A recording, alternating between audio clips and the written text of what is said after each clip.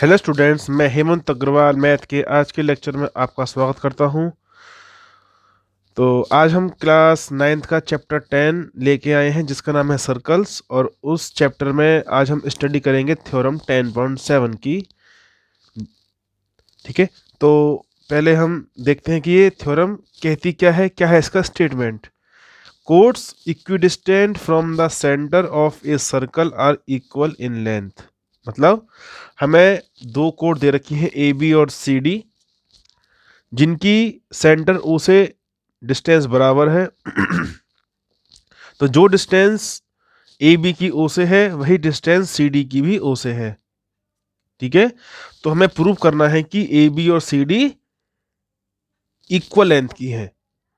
ठीक है, तो हमें क्या गिवन है? गिवन है अपने को ओ एम बराबर ओ एन। तो हम इसको एम मान लेते हैं और इसको एन। तो हमको क्या गिवन है? दोनों की डिस्टेंस, मतलब जो हमारी कोड है उनकी डिस्टेंस इक्वल है सेंटर ओ से। तो O M is equal to O N. Clear? Prove क्या करना है? To prove A B is equal to C D, मतलब दोनों की लेंथ इक्वल होगी, ऐसा हमें प्रूव करना है। ठीक है, तो इसमें हम कुछ कंस्ट्रक्शन करेंगे। तो हम इस बी को ओ से मिला देंगे और डी को भी ओ से मिला देंगे। तो ये एक कंस्ट्रक्शन का पार्ट है। तो हमने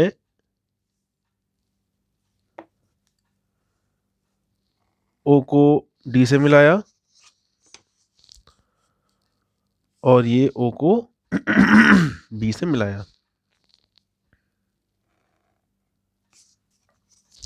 तो इस तरीके से हमें दो राइट एंगल मिल चुके हैं, ओ एम बी और ओ डी एन या ओ एन डी। ठीक है, तो चलिए आगे बढ़ते हैं। तो हमने कंस्ट्रक्शन में क्या किया? पॉइंट बी को ओ से और पॉइंट डी को ओ से ज्वाइन कर दिया। तो join B O and D O. तो ये थ्योरम 10.6 की रिवर्स है। उसमें क्या कर रहा था कि दो इक्वल कोड हैं, तो हमें ये प्रूव करना था कि दोनों के बीच की डिस्टेंस सेंटर से इक्वल होगी। इसमें क्या कह रहा है? इसमें यह है कि हमें डिस्टेंस इक्वल दी हुई है और प्रूव करना है कि ए बी और सी डी की लेंथ इक्वल होगी। ठीक है, तो चलिए अब लिखते हैं प्रूफ। तो सबसे बेस्ट तरीका ऐसा ही है, पहले आप लिखेंगे क्या गिवन है, उसके बाद क्या प्रूव करना है, उसके बाद आपने कंस्ट्रक्शन में क्या किया, और उसके बाद प्रूफ। आप उसको कैसे प्रूव करेंगे, उसमें सारे स्टेप्स आएंगे। ओके, चलिए तो अब देखते हैं इन triangle O M B and triangle O N D. तो पहले हम इनको प्रूव करेंगे कि ये कॉन्ग्रुएंस है। ठीक है, तो ये दोनों एंगल 90 डिग्री पे होंगे।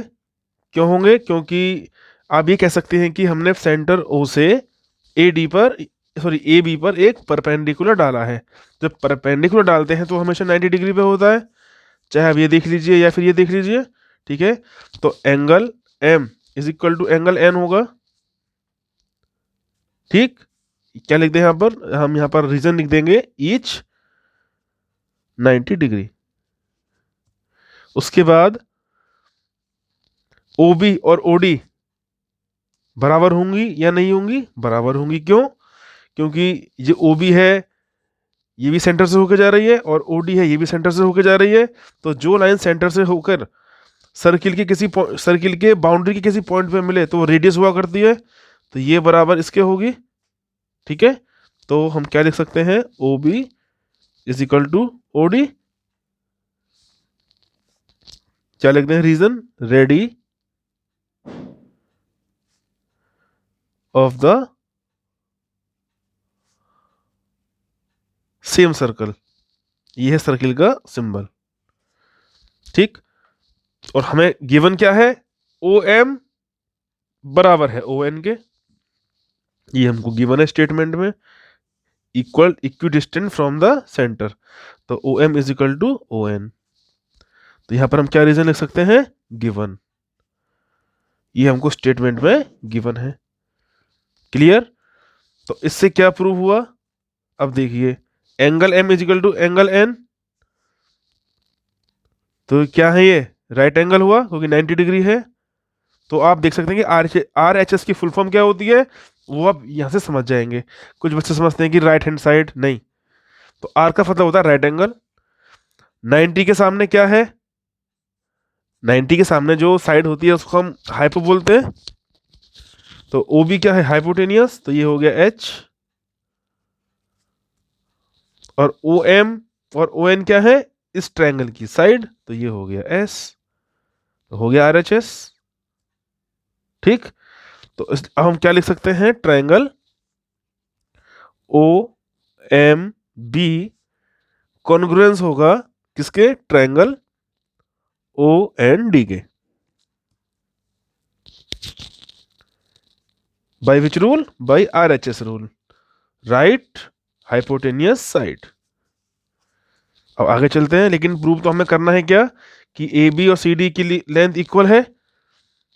तो चलिए, तो बाय सीपीसीटी हम क्या कह सकते हैं कि एम बी और एन डी आपस में बराबर होंगे।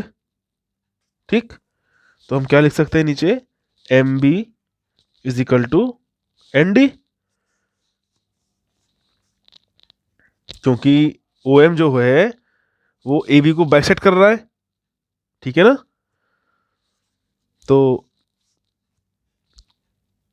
क्या लिख सकते हैं, सीपीसीटी रूल। तो ये जो हमने एम बी बराबर एन डी लिखा है वो सीपीसीटी रूल की वजह से लिखा है।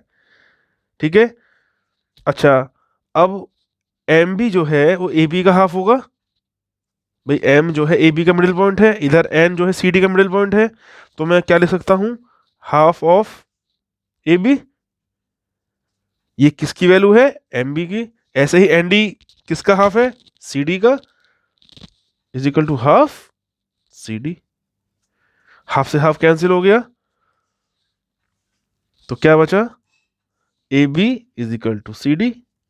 और यही प्रूव करना था हमें कि ए बी और सी डी इक्वल लेंथ की होगी। ठीक है। तो इस तरीके से हमारी थ्योरम 10.7 प्रूव हो गई, जिसमें हमने A B is equal to C D prove किया। तो नीचे लिख देंगे एच पी हैंस प्रूव्ड। तो उम्मीद करता हूँ कि आपको ये लेक्चर समझ में आया होगा। ठीक है। तो नेक्स्ट लेक्चर में हम फिर मिलेंगे थ्योरम 10.8 के साथ। Till then good bye.